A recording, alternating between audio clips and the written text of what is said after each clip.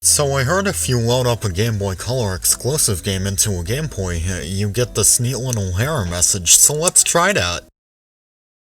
So that's what a cockblock feels like. Video game consoles are meant to play video games, right?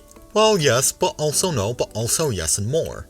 A lot of consoles have backwards compatibility, allowing people to play games from usually one console generation back from their new console, which is great. There are a lot of advantages to this for the average consumer, such as not having to take up more video ports, they can sell their old console and keep the games, they can sometimes use their new controllers on old software. Sure, there are possible downsides, such as worse video or old console add-ons not being usable, but still, from the perspective of the average consumer, these might not matter, and they'll just be able to enjoy their older games on newer hardware. But there are some consoles that don't have backwards compatibility when they arguably should. Enter the Super Nintendo.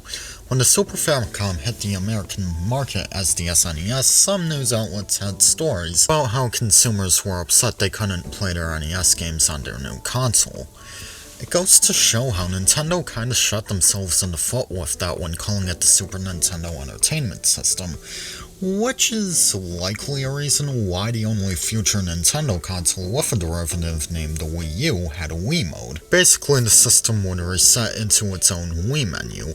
A really neat feature about VWii, as the homebrew community calls it, is how you can actually use the camera on the gamepad as a makeshift sensor bar, which is really awesome for Nintendo to do. What isn't awesome, however, is that if you purchase a Wii game from the Wii shop, you'd still need to boot into Wii mode. Add that to the list of inevitable things in life. Speaking of the Wii, you wouldn't be able to play DVDs. With a regular console, you see, while the Wii was technically able to play DVDs, it was not made to be accessible through normal means, similarly due to licensing fees. But through homebrew applications such as Wii Media Center, you can restore that feature, letting you play any DVD you have.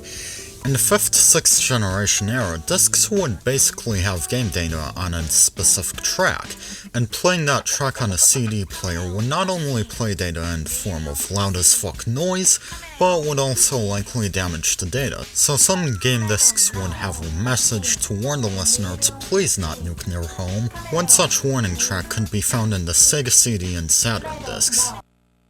Warning. This disc is for use with the Sega CD system only.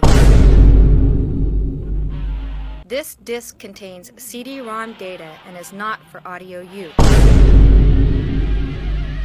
Please press stop on your disc player now. Other examples include some Dreamcast discs with in-character voiceovers, which is so fucking cool. I wish there was a real-life equivalent to this. Hey, maybe don't kill that guy? It's especially funny because on a compilation video documenting these tracks, the poster got upset over commenters who posted their little fan scripts for these. A really cool case of this is with Symphony of the Night, which as far as I know is the only PS1 game with a warning track. It also features an in-character warning from Alucard. As you can see, this is a PlayStation Black Disc. Cut number 1 contains computer data, so please don't play it. But you probably won't listen to me anyway, will you?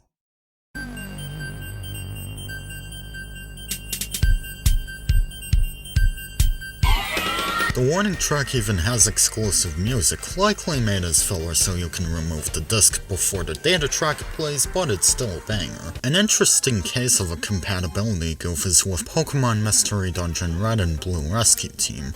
Like the mainline Pokemon games, this was a dual release, except Red Rescue Team released on the GBA, while the Blue Rescue Team version was released on the DS, making the game pseudo-cross-generational.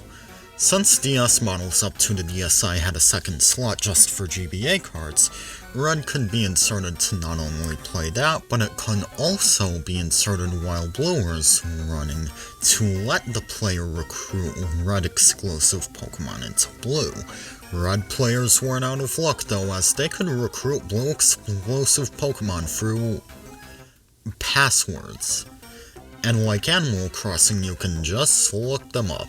Well, that's unfortunate, but that was kind of Nintendo's only option here. On the topic of the GBA, the DS had special GBA cards made for it to be used in its special slot, such as a rumble pack, a motion pack, and extra memory needed for a pre-DSi internet browser. As you can guess, these don't work with the GBA, but they don't even show an error message, they just freeze on the boot up logo. But games that did show a GBA exclusive error were games that used the Game Boy Color's IR sensor and Pocket Music. Apparently the reason why this game didn't run on GBA is because of the GBC's sound hardware and how sample playback would likely not sound as well on the GBA. There were also the Game Boy Advance video cards, which when booting up there's a splash screen reminding the viewer that it's not compatible with the GameCube's Game Boy player, and booting it up on the Game Boy player has the software freeze on that screen. This was obviously done to prevent recordings, but honestly with a picture quality like this, it's probably better to view this on a GBA.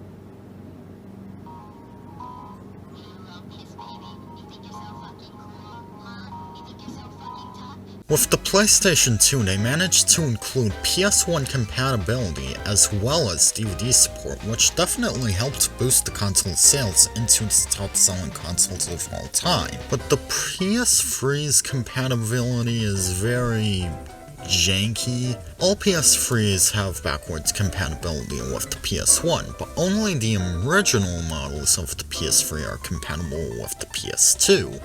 What the hell is the reason for all of this? You just have the best-selling console of all time, and you just drop compatibility just like that? Well, these days, game companies are now using workarounds for backwards compatibility, such as a subscription service that grant access to older titles. Switch Online, Game Pass, PS Plus, even cloud gaming services do allow players to experience older titles. The problem is, though, that due to the lack of physicality, these may be taken down later. So is it really a workaround for backwards compatibility if you can only play the title for a limited time? Take Game Pass for example, titles only last around a year or two on the platform. The worst example I've seen is with Fuga Melodies of Steel, where the first game was taken off Game Pass, yet the second game remained on there. Why not have the first game alongside the sequel, especially since from what I've heard, Fuga 2 references a lot of plot points from Fuga 1, and even though you can still pay for the first game, shouldn't it be the other way around? So if the player likes Fuga 1, they can pay for Fuga 2. Honestly, compatibility in video games is just weird. It flip-flops a lot, and I kinda wish it was consistent. What do you mean I can't feel physical pain from an error message? Have you heard the 64 disk drive error sound?